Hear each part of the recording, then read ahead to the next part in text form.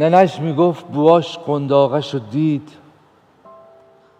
رو بازوش دست کشید مثل همیشه. میگفت دستاش مثل بال نهنگه، گمونو پسر قواس میشه. ننش میگفت همش نزدیک شط بود، میترسیدم که دور شه از کنارم. به ما میگفت ننه میخوام بزرگ شم برم 30 لیلا مرواری بیارم.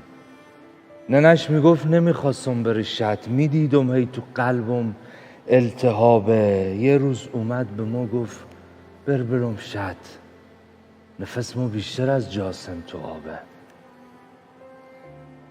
زد و نامردای بعثی رسیدن، مثل خرچنگ افتادن تو کارون. کهورا سوختن، نخلا شکستن، تمام شهر شد غرقابه خون. ننش میگفت روزی که داشت میرفت پسیم بود، صبح بود، یادم نمیاد.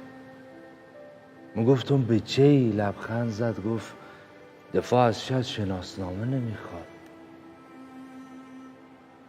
رفیقاش میگن از وقتی که اومد تو چشماش یه غرور خاص بوده. به فرماندهش میگفته برم شط، ماها 7 پشتمون غواص بوده. ننش میگفت جوون برگ صدرم مثل مرغابیای خسته برگشت. روزی که کربلای 4 لو رفت، یه گردان زد به خط، یه دسته برگشت. عشیره میگن از وقتی که گم شد یه خنده رو لب باباش نیومد تا از موجا جنازه پس بگیره. شبای ساحل و دمام میزد.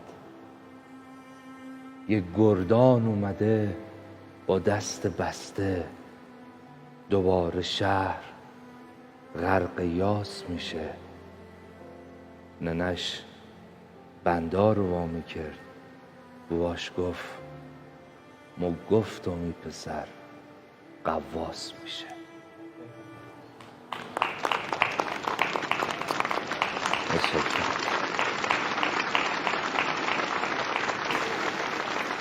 برنامه امشب رو با احترام تقدیم میکنیم به یاد و خاطره همه شهدای 8 سال دفاع مقدس.